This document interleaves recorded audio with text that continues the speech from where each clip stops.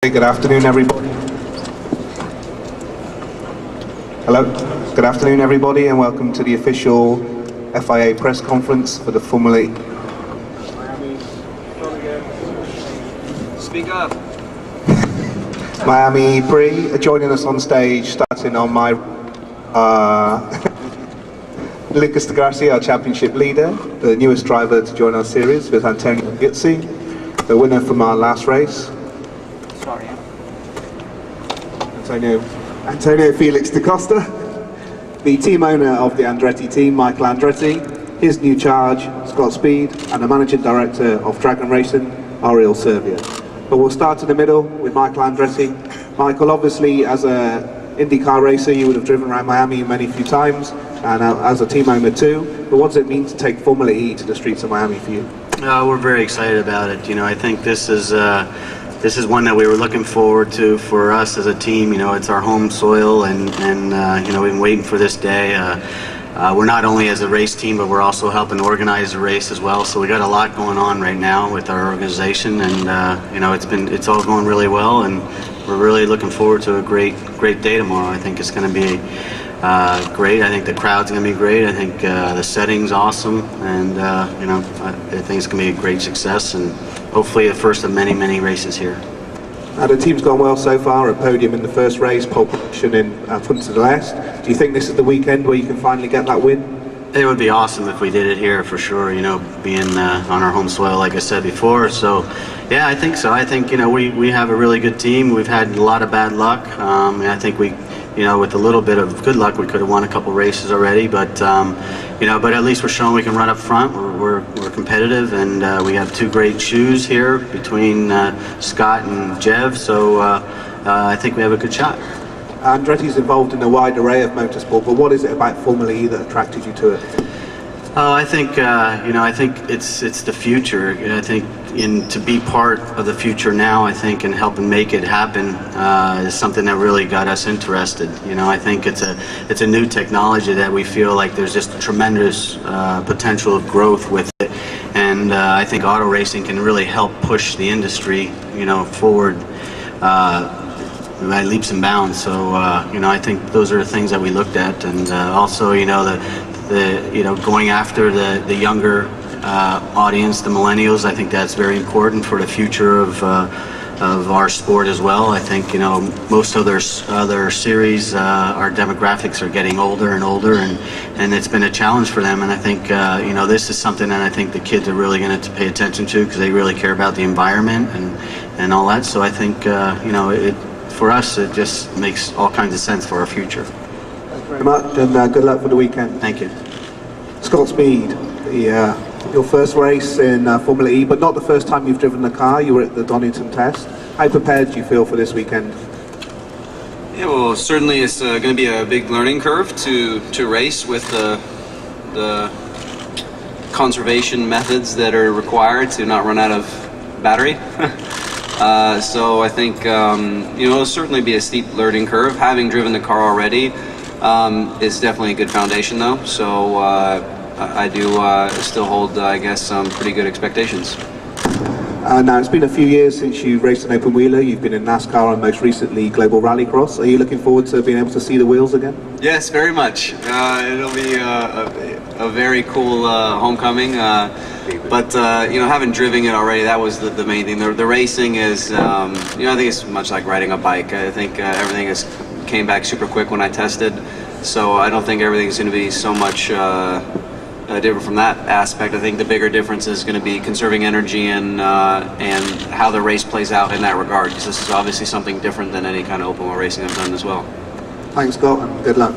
Oriol, many of us were expecting to see you here as a driver, yet since the race in Buenos Aires, your role has changed. You're now the managing director of Dragon Racing. Can you explain what's happened?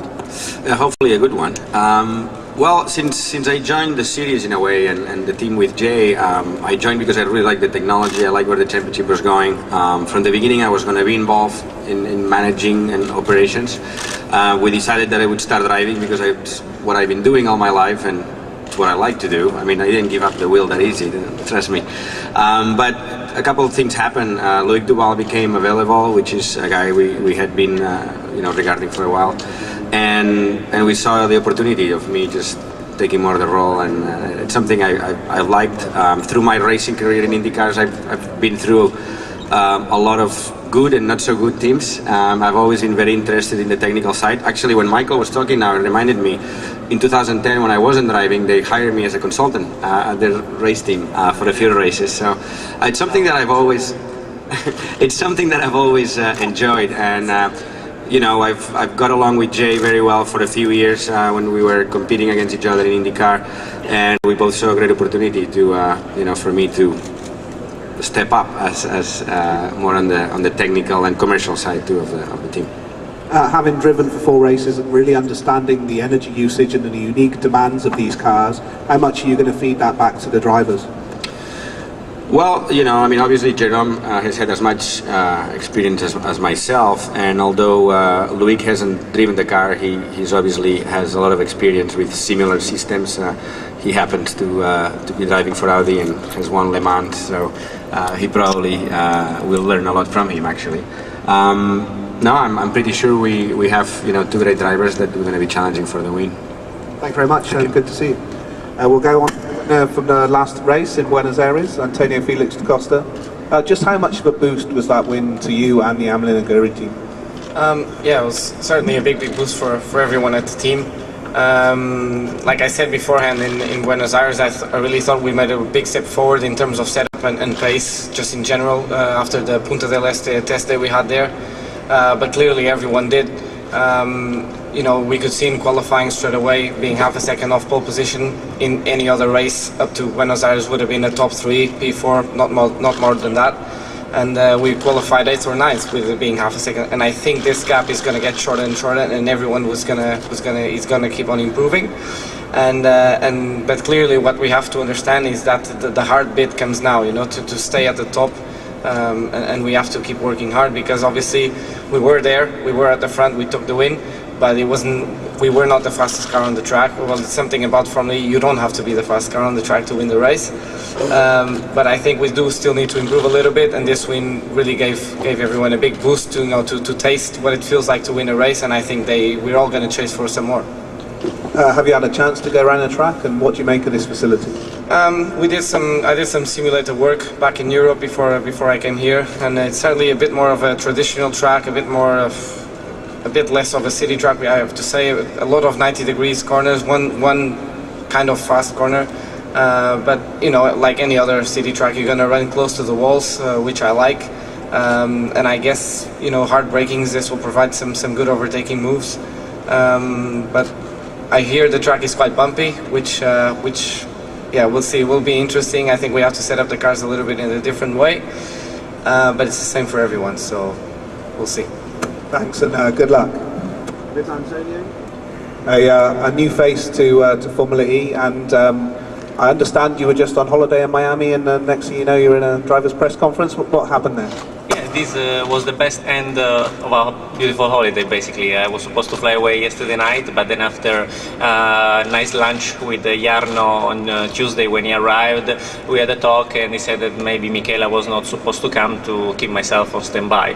And basically I said, okay, but my flight is on Thursday night, so let me know a little bit before. And yet yesterday morning I had this great news that I was able to race with his team, and I'm really happy because to race for Jarno, because as a person I really respect a lot as a person and as a driver, and so I'm really looking forward to this weekend to try my best to help this team to go forward.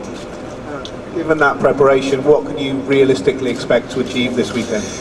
It's difficult to say because I saw the previous race in TV and everything happened in the race, so it's difficult to approach. I love city circuit, so I think this will be good fun, even if it will be so bumpy or difficult as it will be. But the most important thing for me will be to learn the car, understand how the regeneration of the car will be, how difficult it is to regenerate in braking, all these difficulties that you have in this kind of car compared to a normal single-seater car that you used to drive. So will be a difficult learning procedure. We just have 1 hour 15 to get used before qualify, but I will do my best to learn fast. Well, very good luck to you. And finally, Lucas, three podiums in the first 3 races. And now you were winning the last one when you retired. How keen are you to make amends this weekend?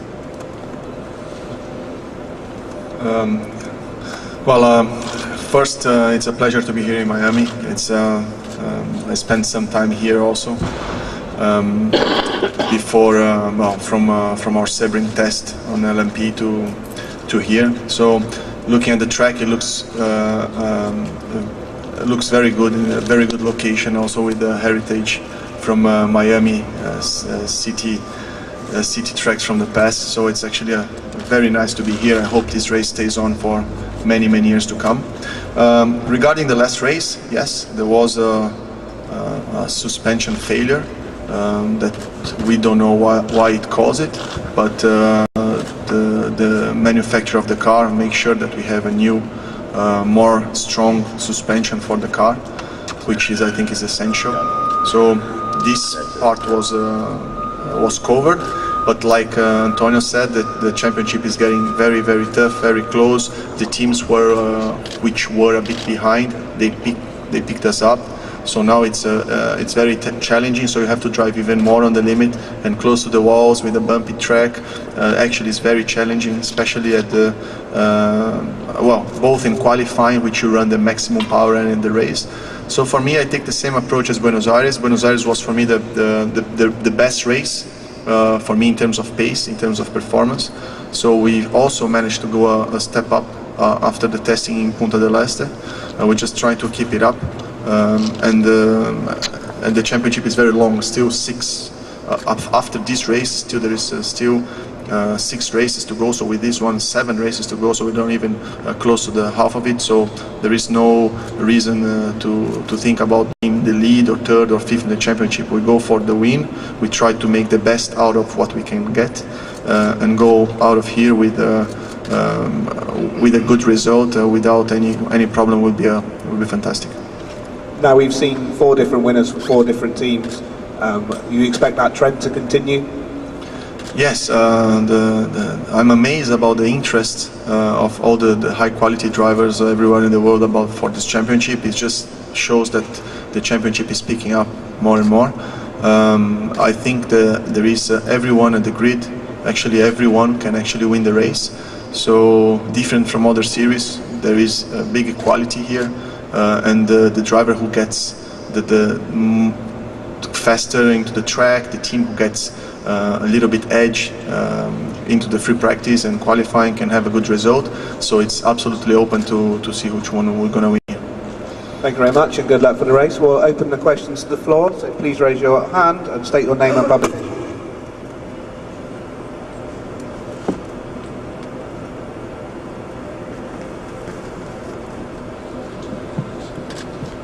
Tony DeZino from NBCSports.com. Question for Michael.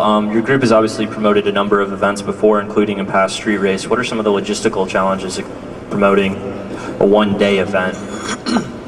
Well, I don't think it's much different than doing a 3-day event. It's still a big undertaking. Anytime you have to deal with cities and the politics and all the things, the amount of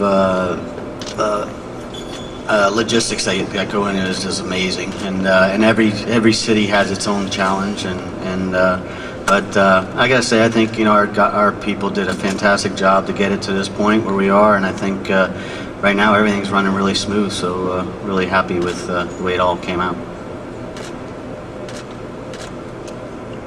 We've heard a lot of talk over the years about electric vehicles and technology coming on.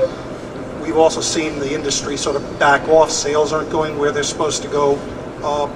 How has that affected what's happening here? Are you guys dragging the real world of electric vehicles on the street, the average consumer, into this world, or is the slowdown in sales of electric vehicles holding back the potential of this market? I don't know. In my opinion, I think that we're at the ground floor of this technology, and I think when we get the manufacturers more involved with and the OEMs more involved with the series, I believe the learning curve is just going to go like that, and I believe in 5 years we're going to be going twice as far, twice as fast, and it's all going to be because of the competition that you have on the racetrack. And I think that's what auto racing did in the beginning, with the automobile, and I think that's what it's going to happen here with the electric side of it. Any more? Please state your name and publication and address the question to the person who wish to answer. Jim Modavale from Car Talk at National Public Radio. I wanted to get anybody on the panel to talk about the noise issue. The fact that the cars don't make a whole lot of noise. Do you think that matters to the fans, and does it matter to you as drivers if you can't hear the other cars as well? I'll just answer from my standpoint. I think, we have to look at this as a different type of racing, so you can't come in with the same ideals, but I think it is one thing, I think that sometimes to put on city events, one of the problems we always have is noise, and I think that's something we don't have to worry about now, and which is a good thing. But I think you will find when you watch these cars, they do have a pretty cool sound to them anyway. They do have a noise, but it's not a piercing noise like a regular engine. So I think from that standpoint, I think it's a positive. But to drive it, I don't know. I haven't ever driven one, so you have to talk to these guys. I think you reference it straight away as the noise issue. I don't really see it as an issue. It's just different. Obviously, as drivers, we like the biggest engine you can get behind you. As a natural racing driver, V12s, V8s, V10s, whatever. But this is just it's a different direction where we're going. There's a big road in front of us, and I think the noise is really the smallest thing to look into it right now. Obviously, it's one of the first questions everyone asks and thinks about, but I think that the technology to come is a lot more interesting for the years to come too. Sunny Cadwallader, The Sporting Nation. Alejandro talked about not much of a heritage for the Formula E racing, as well as trying to connect with the younger generation. Right now, I'm using Meerkat to broadcast this press conference. I'm curious, maybe with Scott, Lucas, or Michael, how critical is it to using social media, the various platforms, to connect with that next generation of fans and for your teams to embrace it? Well, again, I think that's one of the things that Formula E is doing that's a little unique, with the fan boost and all those things. I think they're trying to connect to the kids and, the phone that you're holding right there. I think that's important. I'm hoping that, we've heard talk that they're talking about different things that they're going to do to help be able to get kids to even interact more with what's going on with the racetrack, and I think that's part of the future of Formula E as well. Is what they're trying to do in that way, and I think that's all very important. I think that's all part of it, and I think the social media thing is very, very important, and I think that's why I think the fan boost is a great idea to get the fans actually involved. Completely agree. Plus, I think it's very important to engage with the younger generation. And when they think about buying their first car, they think about buying an electric car, because to change old mind that V8s and V10s are the cars to get, it's actually very difficult. But if the first car that you buy is electric, the chance of you staying with the electric car for the future is actually very high. So that's why it's very important to have the younger generation engage with us. Hi, Mike Butcher from TechCrunch over here. I'd like a question for the drivers. A little bit about the regenerative braking that you have to employ in the cars. Could you talk a little bit, any of the drivers, could you talk a little bit about how different and interesting and actually the competitive advantage that you might have if you can handle, the regenerative braking aspect of the driving? Well, what I can say is that that's for me one of the most interesting points of an electric driven car, because when you do the electric motor works both ways, as a power producer, and also you regenerate, and you can actually program the motor to behave as you wish. So if you want the motor to behave as a small drag like a combustion engine, or if you want the maximum regeneration possible, you can also do. And in the future, I think with more motors, and even if you were able to use the motors like some prototypes do in the four wheels, you can regenerate much more power, which for us at the moment is only rear wheel drive, so we can only regenerate at the rear. So the more you regenerate, the more battery you can use for the next straight or for the next acceleration. But if you put it too much, then the car becomes unstable. So it's a fine balance between setup, driving style, regeneration, and how much power you can use. So this is one of the points that will definitely evolve a lot in season 2 and 3. Thank you very much, everyone. That concludes today. Just to note, all the drivers, all 20 drivers, are available at the media pen at the back.